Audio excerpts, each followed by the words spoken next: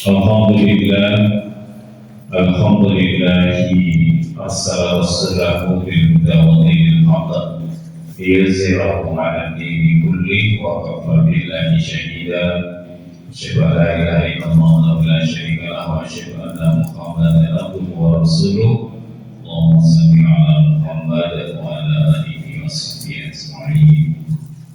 Kita mulai dengan bacaan basmalah. Bismillahirrahmanirrahim. Baru menikah jamaah kita mencoba merajaah pelajaran tentang fikih kurban. Kurban menikah dalam bahasa Arab dari kata kuriba atau qariba, artinya dekat. Jadi teori ini berarti orang yang menyembelih hewan kurban itu harusnya semakin merasakan kedekatan kepada Allah Subhanahu wa Ta'ala. Ini turut teori asal yang ada.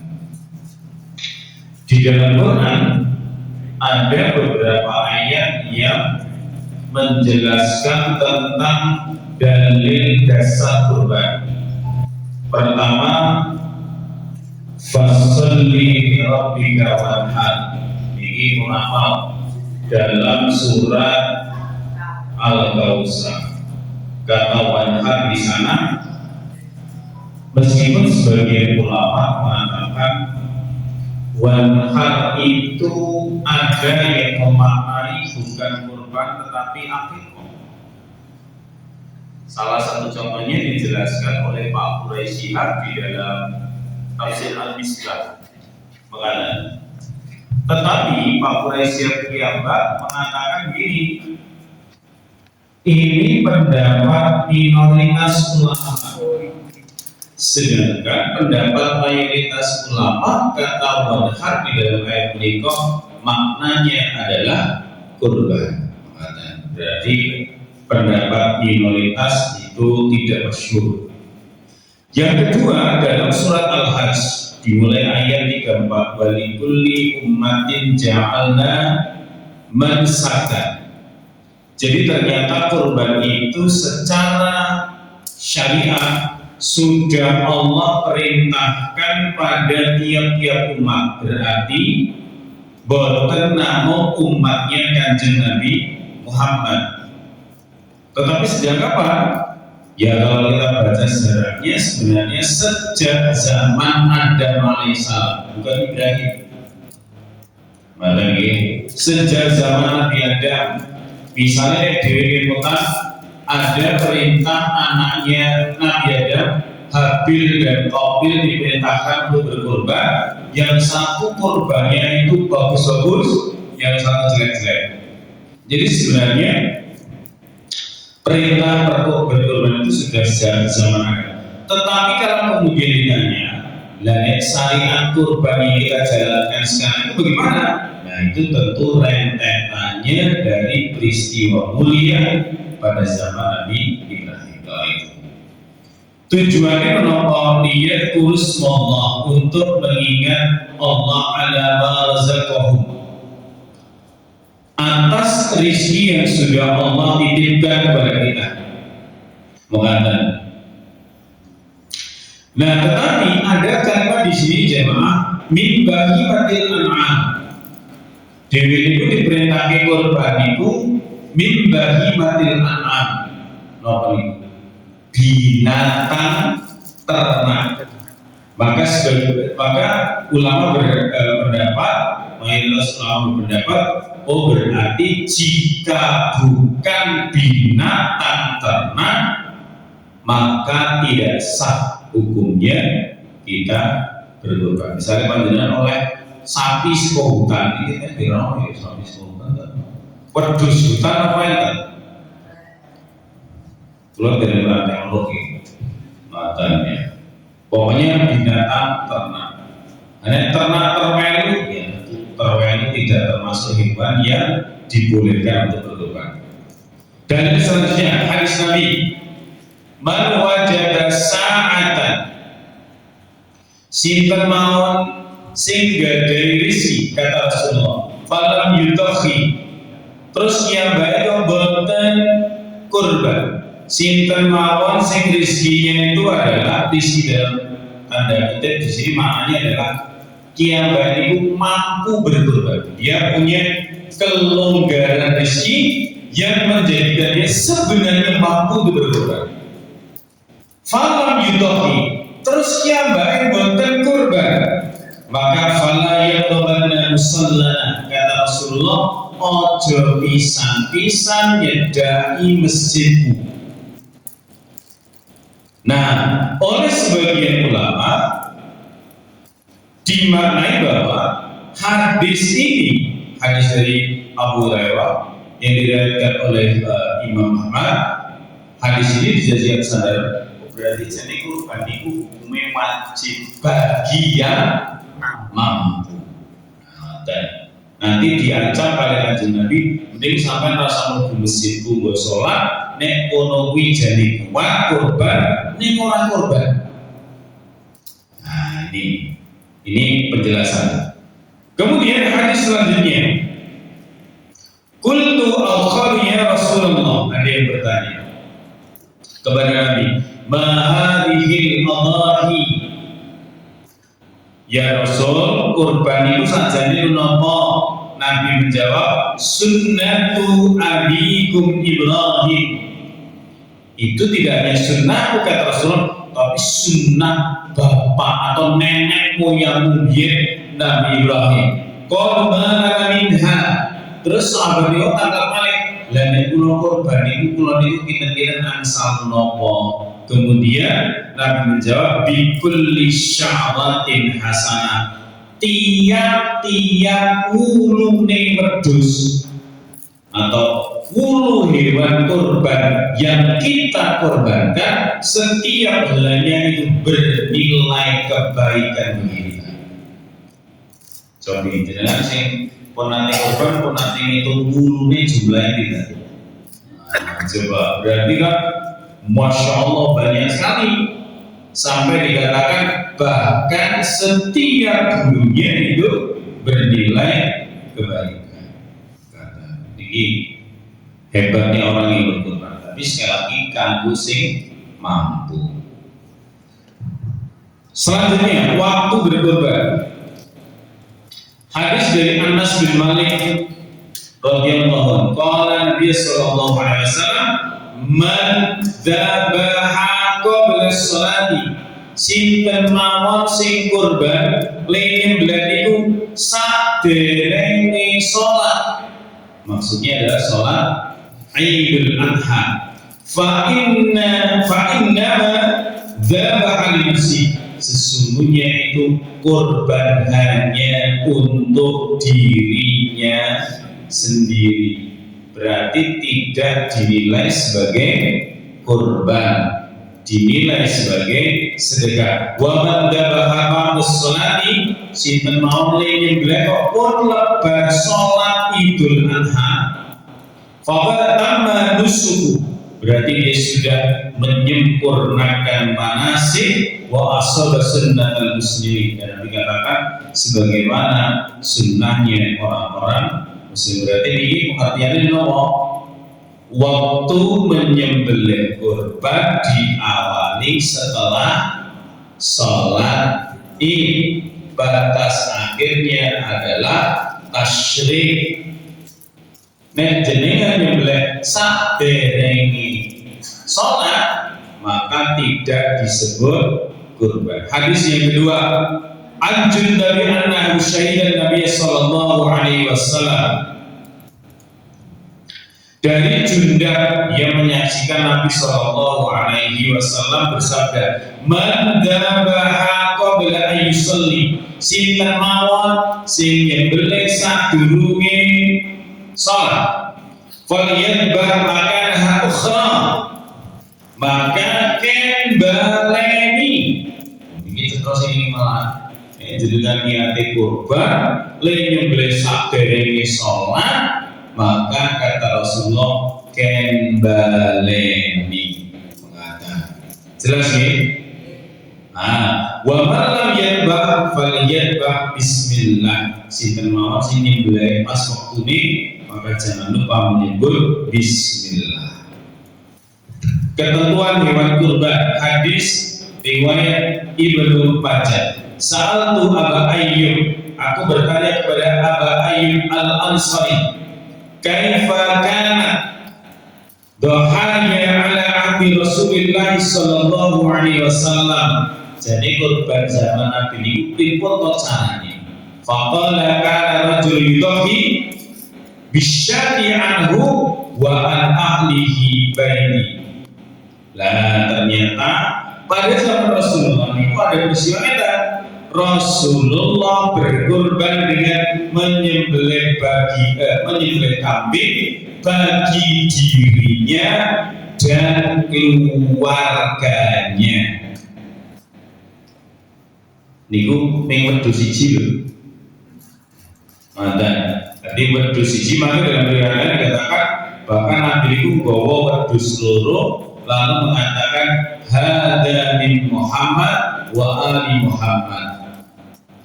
Ini dariku dan keluargaku. Ini dalil yang mengatakan bahwa satu hewan kurban seperti kambing pun bisa untuk orang banyak. Tetapi mereka yang bertalian darah, maksudnya Nabi Wali Muhammad Iwoyo anake nggih garwane, ngoten lho maksudnya. Betul kalau misalnya keluar ini satu kambing atas nama keluarga besar PNM, nah ini betul masuk. Buatan sini gitu. Fayat dulu namanya ilmu. Kemudian nopo niku wau daging tadi dimakan dan juga dibagi-bagikan. Nah, itu dia hadisnya. Lanjut sama nikah. Ali bin Abbas qala, dari Ibnu Abbas berkata, kunna ma'a Rasulullah sallallahu alaihi wasallam. Beliau membersamai Nabi. Fi safar, dalam sebuah perjalanan. Fahadar adha, ternyata ketika di perjalanan itu diketahui ternyata dinten itu dinten Idul Adha. Kemudian Nabi mengatakan fastarabna fil baqarati sab'atan, sembelihlah sapi siji niku padha karo wong 7. Iki sing dasare sing awak dhewe nika urunan nek sapi siji dibagi tiang itu. Nah, wa fil ba'iri asyar, tapi nek unta niku wong 10. Mboten nggih.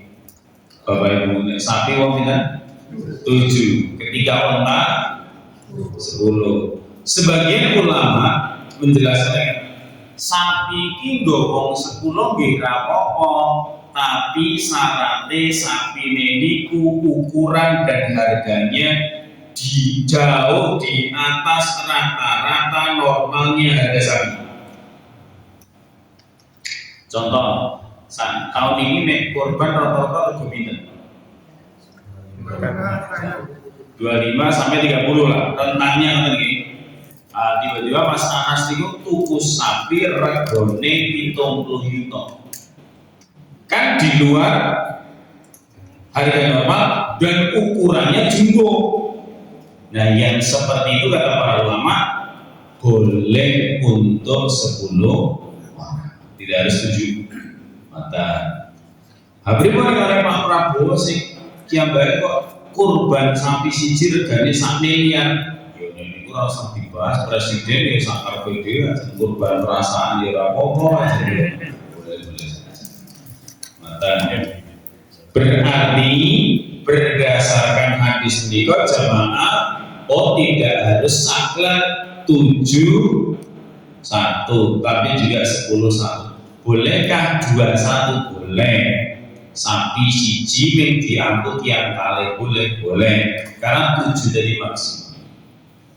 Maka selanjutnya An Ummi Salamah, dari Ummi Salamah Anna Nabi sallallahu alaihi wasallam saat menikah Nabi qala ketika kanjeng Nabi idza ra'aitum hilal sinten mawon sing metroke hilal pun ngertos hilal melihat hilal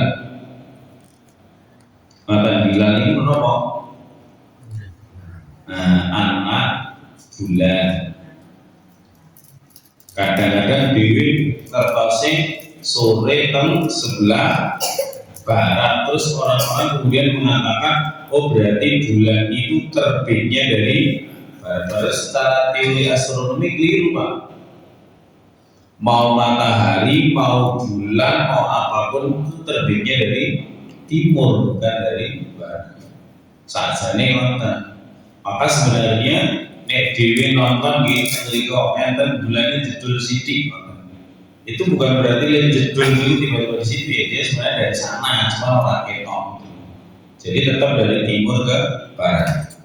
Maka ketika Rasulullah mengatakan idza ra'aitum hilal dan hilalnya itu Dzulhijjah kata Nabi contohnya hari ini harusnya hari ini kok bisa dia mulai hilalnya kalau kita lebaran tanggal 27 hari ini ya berarti hari ini maka wa arada ahadukum ayyudhi terus yang mbak ini kok gadai kerentak pengen kurban fal yumsik an sya'rihi wa akhbar ken ojo motong kuku rambut kali kuku. Sebagian ulama mengatakan sing dimaksud niku adalah waduse yang nggak boleh dicukur. Tapi mayoritas pendapat ulama mengatakan yang tidak mencukur rambut dan kuku adalah orang yang akan berkorban. Salah satu penjelasannya adalah karena seluruh tubuh manusia yang berkorban itu ketika dia sudah berkorban maka dia akan dijaga oleh Allah dari api neraka. Lah nek ono salah satu anggota tubuh kita ini yang dicukur maka dia tidak termasuk yang mendapatkan jaminan itu karena dia sudah berlepas dari tubuh seorang. Itu salah satu penjelasan sebagian ulama. Tetapi harus datang Bapak Ibu, carane awak dhewe niku kok tetap nyukur. Misalnya dengan niat korban, bismillah orang cukur rambut, orang cukur kuku. Muatan kok dilalah kukune yo reget banget. Yang kedua tumone do nantang. Misale nggih pun dicukur mawon rambut. Margane napa? Nyukur rambut tetap tidak mengubah status sahnya korban kita. Hanya kehilangan sebagian dari keutamaan. Bukan berarti kemudian korban batal boten tetap sah. Tetap boleh. Selanjutnya dari Abi Sa'id An-Qatadah Ibnu Nu'man dari Abu Qatadah Ibnu Nu'man akhbarahu anna Nabi sallallahu alaihi wasallam mengabarkan dari Nabi qala inni kuntu amartukum alla ta'kulhu adha fawqa salasati. Dulu Nabi itu pernah memerintahkan tidak boleh makan daging kurban melampaui hari tasyrik. Iya, mata. Jadi pernah ada perintah semacam itu. Kemudian, wa ini ukhilluhu lakum fa'kulu ma syi'tum. Nek sakniki pun tak bebas nih kata Rasulullah. Wis sakarpe. Nah, pilih dahar bukan nyembelih. Nek nyembelih itu tetap enten batasi. Tetapi dahar berarti pengertiannya adalah mentasyarufkannya itu tidak harus terikat pada hari tasyrik. Contoh sik dilakoni lazismu niku ndamel napa? Itu kan bahkan bertahan sampai 2 tahun Pak. Rendangnya itu. Jika kantor itu nanti rendang tahun ini nanti saiki bisa. Soalnya sing kon ngedep lok makan rendang. Nanti awet banget kan. Ini pas makmum tengah itu disawar, jadi ini awal tenan jadi itu boleh pentasarrufannya, tapi menyembelihnya tidak boleh. Menyembelihnya ada batas waktunya. Wala tabi'ul luhuma haji wal adha, dan tidak boleh atau haram hukumnya kata Rasulullah menjual daging hewan kurban, tidak boleh. Wa kulu wa tasaddaqu, perintah itu ken dahar ken nyedekahke boleh. Wastamta'u ken manfaatne boleh. Ngoten. Bijulu dia ken manfaatke napa bijulu dia kulite wala tabi'uha ojo didol. Ini redaksi hadisnya mengatakan begitu. Wa in aqtum min luhumiha, ken dahar ken bagi-bagikan daging. Bahkan di dalam hadisnya dikatakan wa in aqtum min luhumiha syas'an faquluhu an-nashiku. Jadi dewe niku ken dahar, bahkan mengatakan dahar itu milik orang apa sing awak dhewe sendiri dari daging kurban. Maka kalimat ini faqulu an-nashiku di sini dikatakan itu dipahami, oh berarti nek enten sahibul kurban, Mas Jufal misalnya kurban terus, gitu, terus tulung ya, sing bagian kuwi paha, jadi boleh ngarani itu boleh. Berdasarkan di sini, kalau alasannya adalah Mas Jufal dan keluarga ini pancen senengi paha kambing. Ning jenengan ampun ngantos nyetor kambing jaluke daging sapi kurang ajar. Soalnya enten sing niku. Dengan alasan apa? Alasannya le kurban untuk wedhus, alasannya turine luwe afdal. Tidak bisa, Bapak tidak bisa. Wong hadise Kanjeng Nabi terangke wedhus nggih sah, sapi nggih sah, unta nggih sah. Bahkan pada zaman Umar itu pernah terjadi wong niku kurban jarang. Loh, jarang kan halal. Boleh ya? Tapi pada zaman Nabi tidak ada praktek tentang jarang itu. Artinya betulnya kan istilahnya wedhus luwe afdal. Saat ini hari ini kok Nabi Ibrahim itu sing disembelih wedhus boten, Pak. Ibu, Nabi Ibrahim itu sing disembelih napa? Gibas. Gibas itu ya sedulure wedhus ning senes wedhus. Serumpun lah. Padahal misalnya sapi kali kebo benten apa sapi? Benten no? Tapi yang ini ya kira-kira serumpun banget. Tapi kan beda. Mantap. Jadi kira-kira semacam itu. Maka tidak boleh. Nah sekarang bagaimana pendapat jumhur ulama? Pertama, para ulama mayoritas mengatakan nek jual daging kurban tetap tidak boleh. Ini pertama. Tapi kalau kulit kurban bagaimana? Ini posing. Daging kurban kan mayoritas, bukan mayoritas, ulama bersepakat daging kurban haram hukumnya dijual. Daging redaksi hadisnya jelas. Terus kulit kurban, jumhur ulama berarti jumhur niku pendapat sebagian besar ulama mengatakan tidak boleh. Tapi ada yang membolehkan. Contohnya Imam Abu Hanifah boleh. Terus balik duitnya untuk kepentingan sosial. Kalau Imam Syafi'i mengatakan boleh dengan catatan hasil penjualan kurban itu dikembalikan untuk kepentingan kurban. Tapi hukum asalnya tidak boleh, Bapak. Nah sekarang pertanyaannya, terus pengganti pun, nah lihatlah kondisi kita. Bisa jadi kondisi kita itu lebih tepat sebagaimana pendapatnya Imam Syafi'i. didol, tumbas ke daging, kemudian dibagikan lagi kepada orang yang bukan. Atau jangan-jangan kondisinya lebih tepat seperti pendapatnya Imam Abu Hanifah, dijual dari duit, lalu duitnya digunakan untuk kepentingan kemaslahatan, bukan masjid atau nyantuni anak yatim dan seterusnya. Tetapi ingat, pendapat-pendapat ini ketika pendapat yang pertama yang tadi itu tidak mungkin dilakukan. Contohnya gendeng ini misalnya ranting gendeng nyembelih sapi papat wedhus 3.000.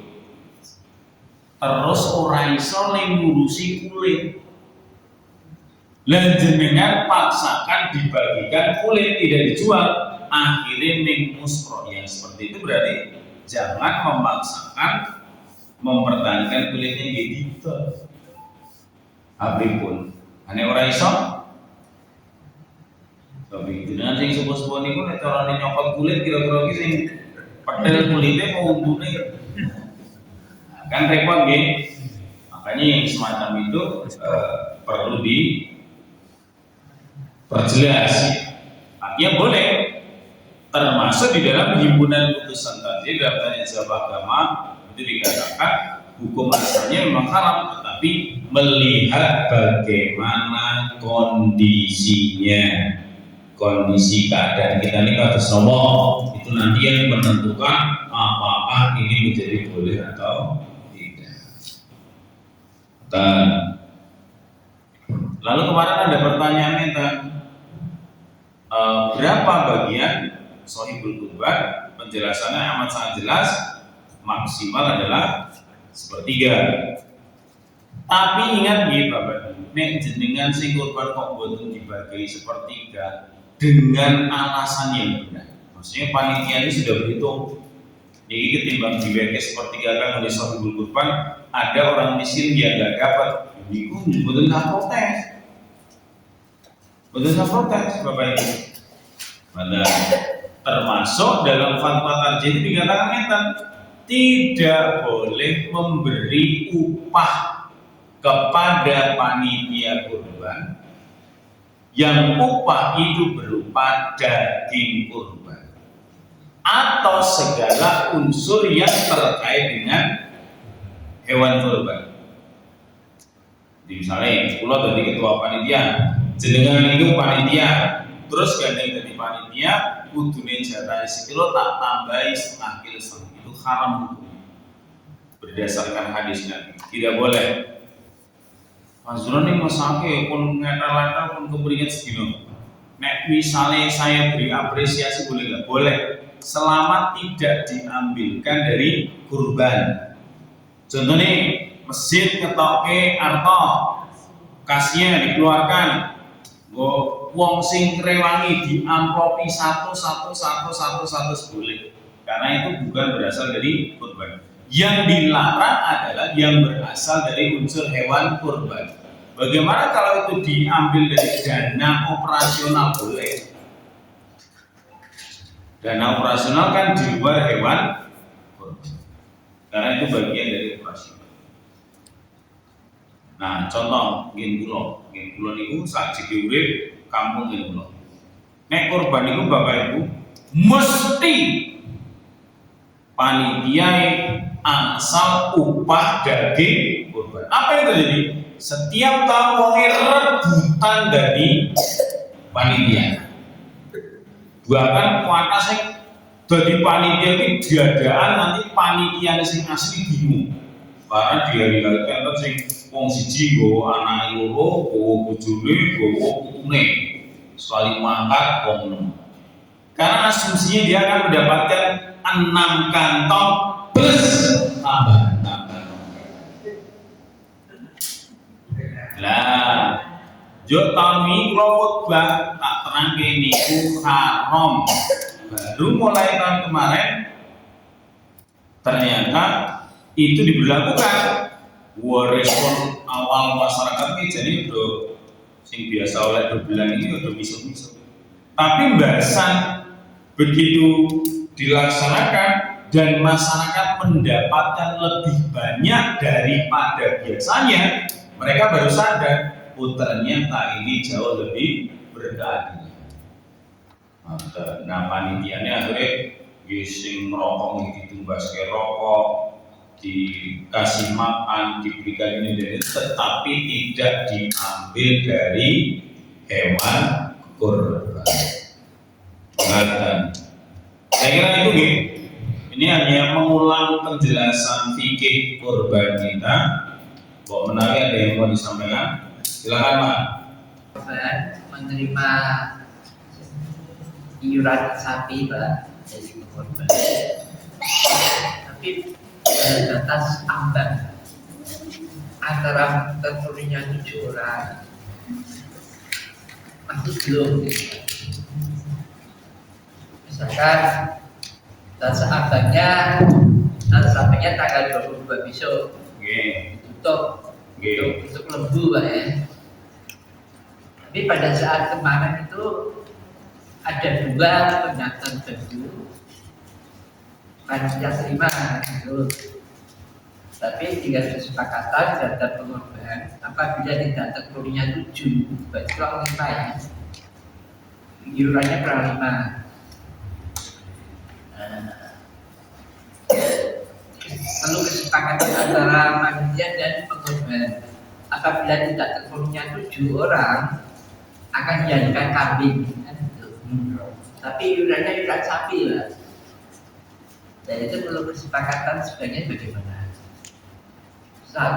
Sementara ini kita kami sepakati beliau mau diangkat kambing.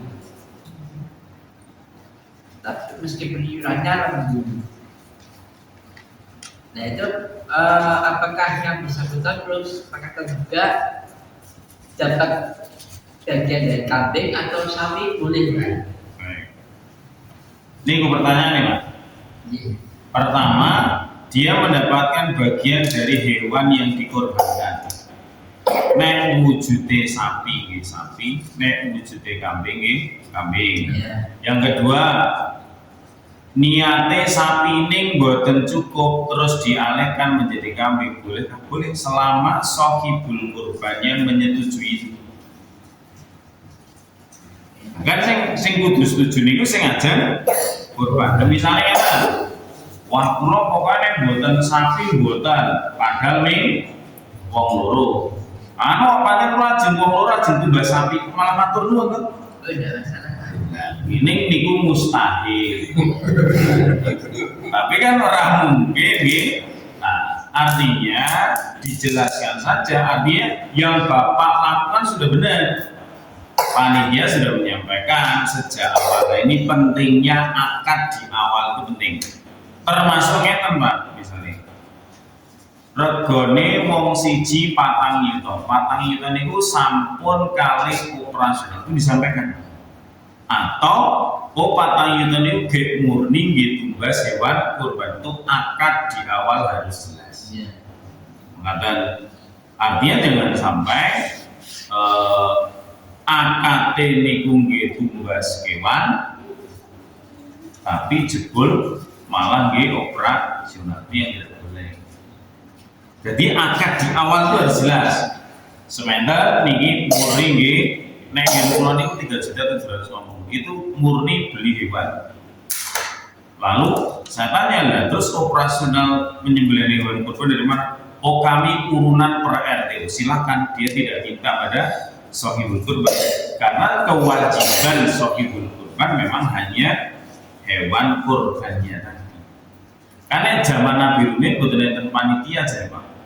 Karena orang datang itu kemudian menyampaikan seperti yang mengatakan hada min Muhammad wa ali Muhammad. Ini Nabi itu sembelih dewi, zaman spontan. Nek sani kan do rawani nyembelih dewi no. Lalu ada panitia. Dan maksud saya ini Pak, karena ada persetujuan di antara pengorban dan mati ya. Apabila tidak mencakupi 7 orang, 2 ini biarkan ke kami. Iya boleh. Dan pengorban setuju. Iya.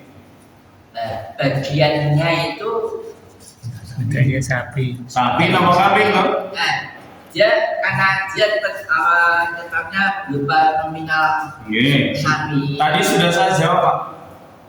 Dia mendapatkan hewan yang dikorbankan. Itu Pak. Iya, Dapat sapi dan boleh. nggak bisa, nggak bisa.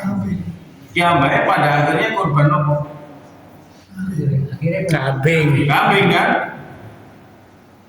Kan kata bahwa dia misalnya diberi oleh panitia kurban di luar jatah sohibul kurban, terus beda daging sapi angsal betul, kan yang jenengan tanyakan kan dia jatah dari sohibul kurban yang maksimal sepertiga niku. Niku apa maksudnya? Iya sih. Maksudnya akadnya itu sapi dan gitu tadi. Ya betul, tapi sebenarnya tadi Bapak Ya. juga sudah menyampaikan nek orang mencapai begitu kok, terus itu artinya akad yang sama-sama sah. Jadi ketika akad pertama tidak memungkinkan, maka berlakulah akad yang kedua. Nah pelaksanaannya pada akhirnya akad yang pertama atau yang kedua, maka dia mendapatkan yang mata niku mangke nek model ngoten niku kalau diizinkan uang mesti do ngakali. Nah kali ini yang paling banyak anu nggih kula nyembelih wedhus ning kula nyuwune sampai itu terjadi di mana-mana. Itu ndak etis sama sekali. Ya kalau yang ada sudah Iya. sepakat. Tapi yang Bapak yang kambing. yang Bapak sampaikan sudah saya jawab tadi. Iya. Sudah clear. Mengatakan. Jelas gimana? Dia mendapatkan itu sesuai dengan apa yang dikorbankan.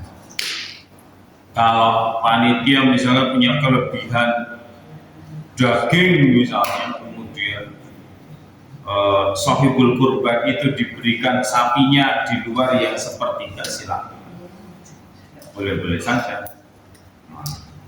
Enten malih, silakan.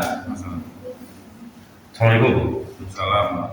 Tadi tanya, kalau tadi kan dijelaskan pembagiannya kalau sapi itu 7 orang, Nggih. terus unta 10 orang misalnya. Nah kalau hewan kurbannya itu dibeli satu sekolahan itu masuknya kurban atau sedekah ini atau sedekah gitu. Kemarin saya diskusikan di kampus pertanyaan ke sana sih. Kan kemarin saya logikanya begini, bisa nggak ya biar hewan itu bernilai kurban? Kampus itu kan punya 320 dosen karyawan. Setiap tahun kurban sapi 2. Nah nek sapi loro kira-kira kan wong 14. Bisa nggak ya di atas namakan 14 orang secara bergiliran? Kan begitu? Secara bergiliran. Karena salah satu kasusnya PCMD Jogja ada yang begitu. Ada yang begitu. Tapi ketika kami diskusi itu jawabannya tetap tidak boleh. Kenapa? Pertama tidak memenuhi syarat. Tidak memenuhi syaratnya tadi. Dana 2 ekor sapi itu adalah dana dari mahasiswa. Sing iuran per orangnya itu ping 50.000 ya rasa. Kan gitu. Pertanyaannya, nek dhewe ajeng ngubah dana iuran kurban 1.300 orang itu lalu jadi 2 ekor sapi, lalu kita konversi menjadi 14 orang tadi, maka kita harus minta izin satu persatu pada mahasiswa yang pindah, dan itu mustahil, kan nggak? Maka tidak boleh. Kita laksanakan. Yang kedua, kan kurban itu menjadi wajib bagi yang mampu. Kalau dosen karyawan yang memang tidak mampu berkurban, ya kita juga tidak punya kewajiban untuk memaksa dia menjadi mampu dengan cara apapun. Alasan kedua. Alasan yang ketiga itu adalah ya sudah, itu namanya adalah latihan kurban, sudah bukan kurban karena tidak memenuhi syarat. Kasus yang PCM Sleman itu, Bapak Ibu ngeten, jadi anggota PCM itu kalau nggak salah sekitar 300 orang. Terus urunan setiap tahun itu kalau tidak salah setiap menjelang kurban itu kurang lebihnya 100.000 kurang lebihnya. Lalu jadilah sapi 3. Tetapi ternyata itu akad yang sudah disepakati bersama. Nah, jadi mereka itu dihimbau oleh pimpinan cabang atau pimpinan rantingnya, jadi pokoknya bentahun urunan semini, mengkot dari semini, maka ini diatasnamakan orang-orang ini secara bergiliran sampai semuanya mendapatkan giliran. Nah, ternyata oleh majelis tarjih itu dibolehkan, tapi itu kan disepakati semuanya. Ngoten lho. Disepakati semuanya. Nah, ini kasusnya sing kampus kan tidak ada kesepakatan. Begitu. Maka menjadi tidak boleh. Karena ngomongin dalam Islam itu akad itu ketoknya sederhana tapi menentukan masalahnya. Yang namanya akad dalam banyak hal, nikah ya yang menentukan akad, dodolan gitu akad, mlebu Islam nggih akad, di bersyahadat itu kan akad, warisan nggih akad, wasiat nggih banyak sekali. Sederhana tapi itu menjadi penting. Berarti istilahnya itu bukan kurban tetapi latihan kurban. Tapi di Selebaran itu latihan kurban atau kurban gitu? Selebaran apa itu namanya? Untuk ini loh, urunannya itu, jangan nggak baca gitu. Ya biasanya nyebutnya tetap kurban, tapi itu status hukumnya jelas tidak memenuhi syarat, tidak memenuhi syarat. Karena standar paling rendah yang dicontohkan nanti tetap 1 ekor kambing. Karena biasanya urunan 500.000 ya, itu oleh siji betul. Gue tuh tau, no mana sih kalau urunan selalu lunak, oleh telai ini sih tidak ada jalan-jalan. Itu tidak memenuhi syarat. Tapi kan Bapak Menawi, ya apa? Tadi Ustaz mengatakan bisa korban tidak boleh dijual. Kalau kita yang membeli, yang dibeli itu orang dagang apa namanya daging, itu kalau dijual boleh nggak? Para ulama tetap mengatakan tidak boleh. Khusus daging yang pemberian itu sebaiknya jangan dijual karena perintahnya tadi hanya 3: ken dahat, ken nyedekake, ken manfaate, kulite. Hadisnya woni lho. Berarti nek dia nggak mau makan gitu ya disedekahkan, bukan dijual. Nah, tapi dalam konteks kita masalahnya nggak berhenti di situ. Contohnya enten wong kene kula oleh daging akhirnya dimenggi wae nopo. Le ajeng masak wae ra iso tuku bumbune. Oh iya, ternyata masalah juga ya, kita nggak bayangkan sampai ke sana. Nah, itulah pentingnya panitia kurban itu mengerti bagaimana keadaan jamaah sehingga operasional tadi Bapak Ibu itu menjadi membantu. Mungkin jenengan-jenengan sing diakui daging kurban mah santai aja. Tapi ada kasus nyata itu orang diberi daging kurban yang memang nggak bisa lewat karena rajin. Nonton gimana Amin? Kalau kepala Gimana Pak? kepala Apa yang ditanyakan? ya antara daging dan kulit kan gitu Pak. Oke. Kepala dijual Pak. Kalau kepala dijual tapi dimanfaatkan untuk kemaslahatan. Iya. Uangnya untuk kemasyarakatan umat. Oke. Istilah jualannya kepala itu Pak. Oke. Kita kembali pada hukum dasarnya yang tadi hadis tadi. Hukum dasarnya apa coba? Haram dulu kan? Iya.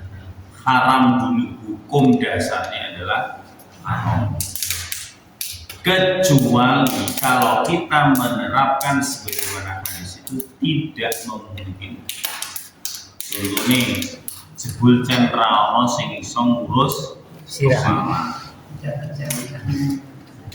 Kalau masih ada yang bisa, maka opsi menjual bukanlah opsi yang digunakan. Kan pertanyaan ini enten sing iso nopo ngurus itu. Makanya kembali dalam situasi dan kondisi itu. Mata, nona jual kepala sapi, bukan daging rong, gitu. Kan begitu. Jadi Nabi tadi hanya mengatakan sebenarnya kalau kembali kepada redaksi hadisnya, pasti yang dimaksud Rasulullah dengan kulit itu bukan kulit kepala. Gimana? Iya. Pasti yang dimaksud kulit itu yang dari sini kan? Kepala. Bisa buat jaket, buat itu kan. Nah, artinya prinsip dasarnya bisa mungkin jangan diperjual. Cekap nggih? Mengatakan alhamdulillahirabbil alamin. Assalamualaikum warahmatullahi wabarakatuh. Waalaikumsalam.